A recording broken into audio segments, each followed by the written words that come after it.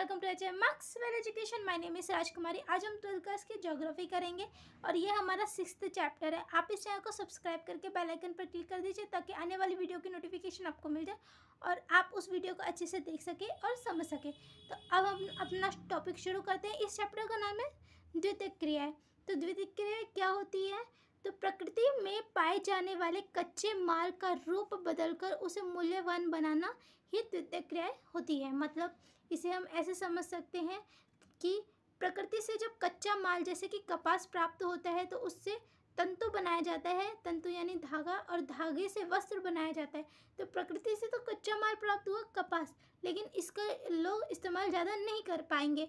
लेकिन जब उसी से कपास से तंतु बन गया और तंतु से बन गया कपड़ा, तो कपड़े को लोग ज़्यादा इस्तेमाल करेंगे और उसे खरीदेंगे और इसका महत्व इसी तरीके से जब उसे खरीद रहे हैं तो इसका मूल्य और महत्व दोनों बढ़ गया। आई होप आपको ये समझ आया हो। इसको एक तरीके से और समझते हैं कि खान से और खदानों से जब लौह अयस्क प्राप्त होता है तो उसका इस्पात बनाया जाता है और इस्पात से मशीनें और औजार बनाई जाती हैं जिन्हें लोग खरीदते हैं, मूल्य देते हैं और खरीदते हैं। खदान और खान क्या होता है? जहाँ से खनिज और लौह अयस्क प्राप्त होते हैं उसी को खान और खदानें कहा जाता है।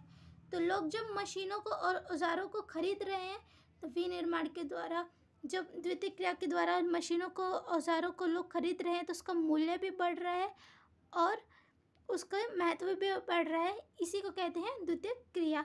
हम बात करते हैं विनिर्माण के बारे में। विनिर्माण क्या होता है? तो किसी भी वस्तु का उत्पादन, जैसे कि प्लास्टिक के खिलौने हो गए, चाहे अंतरिक्ष का वायुयान हो गया, अंतरिक्ष का यान हो गया, या फिर कंप्यूटर के जो छोटे छोटे पार्ट्स को जोड़ना हो गया, ये सारा चीज़ें जितनी भी होती है ये होता है विनिर्माण के अंतर्गत होती है। अब हम बात करते हैं विनिर्माण में क्या आता है। उद्योग भी आते हैं, कारखाने। अब हम बात करते हैं विनिर्माण में, विनिर्माण की सभी प्रक्रियाओं में कुछ सामान्य विशेषता क्या होती है, यानी जो सब में होती है विनिर्माण में, जो उद्योगों में हर चीज़ में इक्वल, जो हर उद्योग में होती ही है, कॉमन होता है, उसके बारे में बात करते हैं। तो सबसे पहले होता है शक्ति का उपयोग। शक्ति का उपयोग यानी इलेक्ट्रिसिटी। हर उद्योग में इलेक्ट्रिसिटी का उपयोग ज़रूरी होता है। जब तक बिजली नहीं होगी तो वहाँ पे काम रुक सा जाता है। दूसरा इसमें पॉइंट है एक ही प्रकार की वस्तुओं का विशाल उत्पादन। यानी इसे इस तरीके से समझ सकते हैं, एक उद्योग है, वहाँ पे खिलौना बन रहा है, खिलौने की फैक्ट्री है, तो वहाँ खिलौने जो हैं वे बहुत ज़्यादा क्वांटिटी में, बहुत ज़्यादा मात्रा में बनाए जाएंगे जिससे वह बाज़ारों में बिक सके। वहाँ पे बड़े मात्रा में काम होता है। अब हम बात करते हैं कारखानों में विशिष्ट श्रमिक जो मानक वस्तुओं का उत्पादन करते हैं। मतलब कारखानों में ऐसे श्रमिक होते हैं जो अपने काम में कुशल होते हैं और वे अच्छे से अच्छी क्वालिटी वाला सामान बना सकते हैं। हम बात करते हैं आधुनिक शक्ति के साधन या फिर पुराने साधन द्वारा ये किया जाता है। आधुनिक शक्ति साधन मतलब मशीनों द्वारा या फिर पुराने साधनों द्वारा ये विनिर्माण का काम किया जाता है। ये हर उद्योग में कॉमन होता है। ये विनिर्माण की सभी प्रक्रियाओं में जो होता है सामान्य विशेषता इसकी होती है। आई होप ये आपको समझ आया। हम आगे बात करते हैं। अब हम बात करते हैं आधुनिक बड़े पैमाने पर होने वाले विनिर्माण की विशेषता। इसका क्या मतलब है? आधुनिक मतलब अभी के टाइम पे जो आधुनिक है, इस पे बड़े पैमाने पर, बड़े स्तर पर होने वाले विनिर्माण की विशेषताएं क्या है, महत्व क्या है, उनके बारे में हम बात करते हैं। तो इसमें है पहला कौशल का विशिष्टीकरण, यंत्रीकरण, प्रौद्योगिकी का नवाचार, संगठनात्मक ढांचा एवं स्तरीकरण और अनियमित भौगोलिक वितरण। आई होप आपको ये समझ आएगा। अभी तो हम इसको समझाते हैं। तो कौशल का विशिष्टीकरण और उत्पादन की विधियाँ क्या है? इसमें क्या होता है कि प्रत्येक नागरिक निरंतर एक ही काम करता है।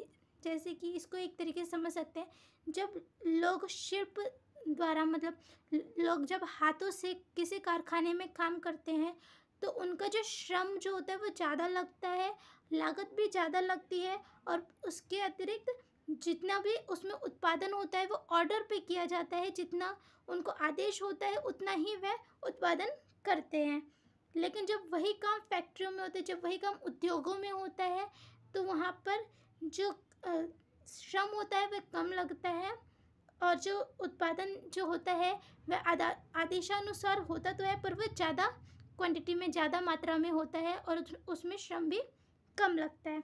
तो हम आधुनिक में जो आधुनिक बड़े पैमाने पर जो विनिर्माण हो रहे हैं वहाँ पे मशीनों का इस्तेमाल ज़्यादा होता है। तो प्रत्येक नागरिक, जो प्रत्येक कारीगर होता है, वो निरंतर एक ही कार्य करता है। जैसे कि किसी भी उद्योग है, वहाँ पर अगर खिलौने का काम हो रहा है तो वहाँ पे बड़े स्तर पे जो ज़्यादा अधिक मात्रा में खिलौने बनाए जाते हैं, जहाँ पे निरंतर जो कारीगर होते हैं वे खिलौने बनाने का ही काम करेंगे। आई होप आपको ये समझ आया। अब हम बात करते हैं यंत्रीकरण। यंत्रीकरण का क्या मतलब होता है कि मशीनों का प्रयोग, इसमें मशीन जो उद्योग होते हैं वहाँ पे मशीनों का प्रयोग अधिक होता है और मशीनें भी स्वचालित यंत्रीकरण, यानी वह अपने आप चालित होती है, उन्हें बार बार बताना नहीं पड़ता कि क्या करना है, वो खुद जो होती है वो खुद ही संचालित होती है। अब हम बात करते हैं प्रौद्योगिकी का नवाचार। जो प्रोडक्ट्स बनते हैं तो उनकी क्वालिटी क्या है, वे कैसे हैं, किस प्रकार के हैं, अच्छे हैं, बुरे हैं, उसका जो शोध होता है वह उसको करना, यही प्रौद्योगिकी का नवाचार है। इसके साथ जो उद्योगों में अपशिष्ट पदार्थ यानी वेस्ट मटेरियल निकल रहा है उसका निस्तारण, उनका क्या करना, ये सोच, और अदक्षता को समाप्त करना, यानी जो लोगों की स्किल्स हैं उनको बढ़ाना, ना कि ये कि वो बैठे हैं तो खाली रहें। अदक्षता, उनकी क्षमता को बढ़ाना और अदक्षता को समाप्त करना। और प्रौद्योगिकी नवाचार का मतलब ये भी है कि प्रदूषण के विरुद्ध संघर्ष करना।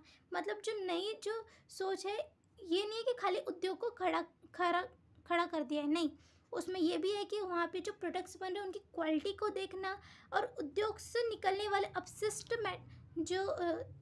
है उनके पर भी ध्यान देना, जो लोगों की जो क्षमता है उनको भी बढ़ावा देना और प्रदूषण के विरुद्ध, यानी ऐसा काम करना जिससे पर्यावरण का प्रदूषण भी ना हो और पर्यावरण भी स्वस्थ रहे और काम भी अच्छा चलता रहे। ये है प्रौद्योगिकी का नवाचार। अब हम बात करते हैं संगठनात्मक ढांचा एवं स्तरीकरण। इसका क्या मतलब है कि उद्योग जो होते हैं उनका संगठनात्मक ढांचा बनाकर स्तरीकरण से उनका काम करना। इसका क्या मतलब है, ये एक जटिल प्रौद्योगिकी यंत्र है, यानी कॉम्प्लेक्स प्रौद्योगिकी यंत्र है और अत्यधिक विशिष्टीकरण एवं श्रम विभाजन से कम प्रयास एवं अल्प लागत से अधिक माल उत्पादन करना। इसका क्या मतलब है कि लोगों द्वारा जो श्रम है वह कम से कम लगे और अल्प लागत लगे, यानी कि कम से कम खर्च हो और उत्पादन जो हो वो ज़्यादा से ज़्यादा हो। इसको श्रम विभाजन से कम प्रयास और अल्प लागत से माल उत्पादन अधिक हो। आई होप आपको ये समझ आया। अब हम बात करते हैं अधिक पूंजी, बड़े संगठन और प्रशासकीय अधिकारी वर्ग। ये पूरा का पूरा संगठनात्मक ढांचा बनाकर स्तरीकरण करना, ये इसका अगला पॉइंट था। अब हम बात करते हैं अनियमित भौगोलिक वितरण। इसका क्या मतलब है, तो इसको हम इस तरीके से समझ सकते हैं कि पृथ्वी के जो पूरा भूभाग है उसमें से 10% से भी कम भूभाग पर जो औद्योगिकरण यानी जो विनिर्माण की प्रक्रिया होती है। और इसमें ये बताया जा रहा है कि जैसे कि किसी के पास बड़ा सा खेत है, 10 से 15 बीघा खेत है और वहाँ पर उस खेत में 1 से 2 या फिर 2 से 3 परिवार जो है वो खेती कर सकता है। पर जब उसी जगह पर कोई उद्योग बन जाएगा तो उस उद्योग में कम से कम 50 से 100 लोग काम करेंगे, जिससे कई लोगों को रोजगार मिलेगा और इससे क्या होगा, किसी देश की आर्थिक जो स्तर है वो भी ठीक होगा। आई होप आपको ये समझ आया हो। अगर ये आपको समझ आया और आपको ये वीडियो अच्छी लगी हो तो आप इसे ज़्यादा से ज़्यादा शेयर करिए, लाइक करिए और कमेंट करिए।